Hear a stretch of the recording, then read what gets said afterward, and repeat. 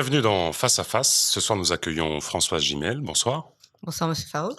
Vous êtes la vice-présidente de la CCIG, la Chambre de commerce et d'industrie de la Guyane, et la présidente du syndicat des commerçants de Cayenne. C'est bien ça, de l'Union des commerçants de l'île de Cayenne. D'accord. Voilà, alors, vous étiez vice-présidente de la CCIG en 2013. Vous avez quitté cette CCIG.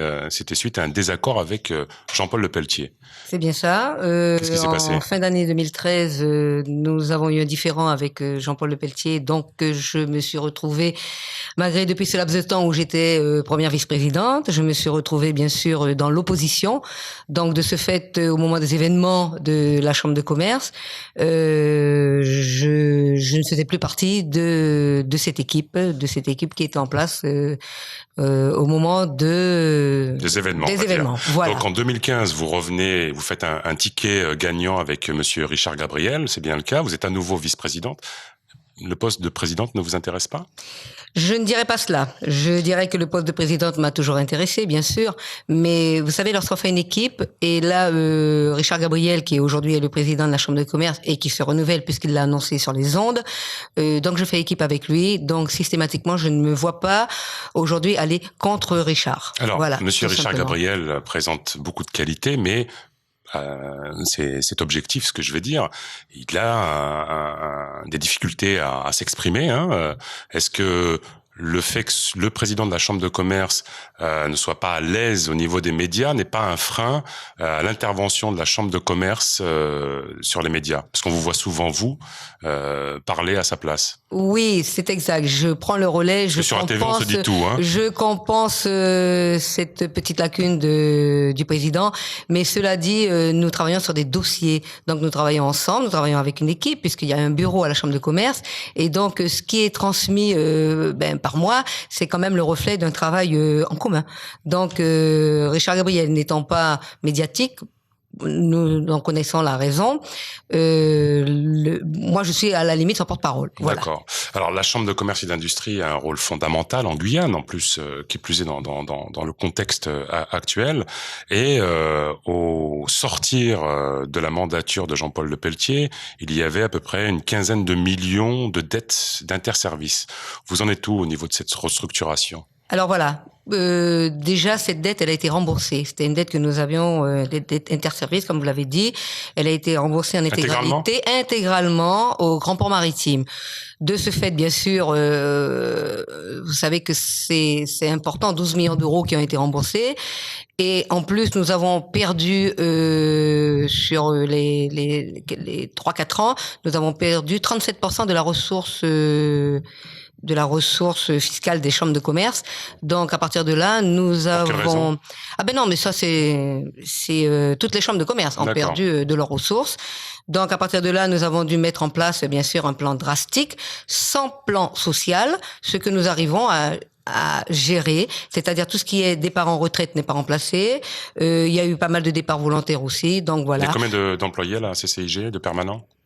De permanents, plus d'une centaine. Plus d'une centaine. Oui. Pour nos téléspectateurs, sachant que nous gérons aussi l'aéroport. Quelles sont les fonctions fondamentales d'une chambre de commerce ?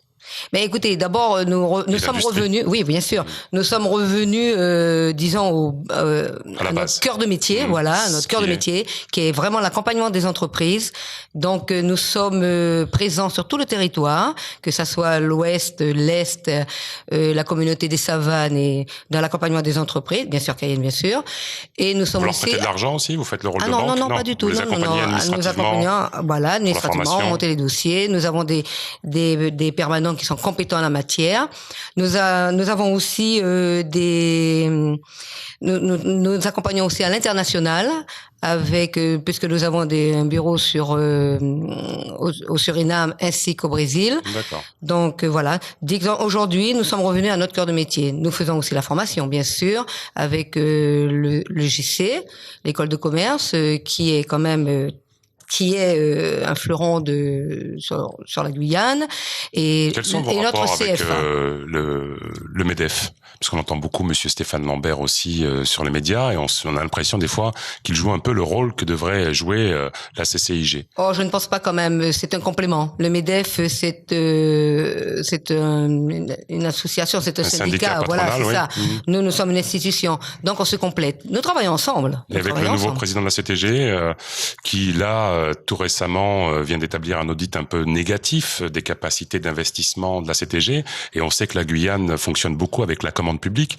Comment vous voyez l'avenir de la Guyane? Nous travaillons en étroite collaboration avec la CTG. Donc, nous en avons besoin, bien sûr, parce que aujourd'hui, c'est eux qui sont aux rênes de toute la partie économique. Donc, nous travaillons avec la CTG et nous allons signer prochainement une convention, justement, pour apporter encore plus d'appui aux entreprises. Faut pas oublier que la Chambre de commerce aussi aide énormément toutes les filières, bien sûr, que ce soit le bois, l'or, l'énergie. Nous accompagnons, voilà, c'est ça, nous accompagnons les filières. Revenons à votre corps de métier, le vôtre. Vous êtes propriétaire de plusieurs magasins. Combien de magasins vous avez? 3 ou 4. 3 ou 4. Alors, c'est comme Stéphane Lambert. On a des capitalistes ici en Guyane qui ignorent le nombre d'entreprises qu'ils ont. 4 magasins, voilà. D'accord. Il y a des boutiques, il y a des plus grandes surfaces, voilà. Comment vous expliquez que Cayenne, la ville capitale, soit ville morte entre 13h et 16h? Quand est-ce que les commerces vont enfin pouvoir ouvrir de 13h à 16h pour le tourisme et pour la sécurité? Parce que quand les commerces ferment, plus personne ne circule, excepté éventuellement les drogués. Pourquoi vous n'ouvrez pas sur cette tranche? On a l'impression d'avoir une Guyane des années 30 où tout le monde faisait la sieste. C'est fini, ça. Voilà, vous avez dit exactement. On a l'impression d'avoir une Guyane des années 30.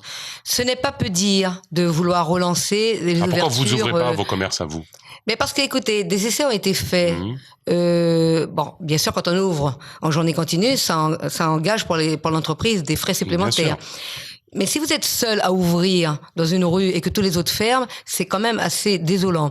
Donc c'est vrai que c'est un gros travail que nous faisons actuellement, mais avec donc vous avez la volonté d'ouvrir de 13h. Absolument, absolument. Juste avant-dernière question, pardon. Les marges des commerçants en Guyane, elles sont énormes quand même. Pourquoi vous dites ça? Parce que au niveau des prix pratiqués dans les commerces, on se dit mais alors certes on est éloigné, il y a le transport, il y a peut-être l'octroi de mer, il y a peut-être des taxes, mais les prix des vêtements notamment, des chaussures sont un peu excessifs. Non? Ah oui. Vous trouvez pas? Non, pas du tout, pas du tout. Il faut savoir que en Guyane nous avons le fret, je crois, le plus cher au monde. Quand vous pensez qu'un conteneur de 40 pieds qui arrive en Guyane, juste à titre de comparaison. Non, c'est bien que vous informiez tout le monde. Un conteneur de 40 pieds arrive en Guyane, il vous coûte pratiquement 6 000 € de fret. D'accord. Entre 5 et 6 000 € Uniquement le conteneur. De fret, uniquement le conteneur. Ce même conteneur arrive aux Antilles, il coûte 2 500 €. 2 500 €? 2 500 €, ce même conteneur. Et comment on l'explique? Nous avons des coûts de revient de marchandises ici qui varient entre 30 et 35% de frais d'approche. Ça n'existe nulle part. Très bien. Dernière question, parce que le format de l'émission est court. C'est un peu une question décalée. Quel est l'objet dont vous ne vous séparez jamais? L'objet que je me sépare jamais. Alors là, la photo de mon petit-fils. La photo de votre petit-fils. Merci Françoise Gimel d'avoir assisté à cette émission. Bonsoir à tous. Les programmes continuent sur ATV, Guyane. À bientôt les amis.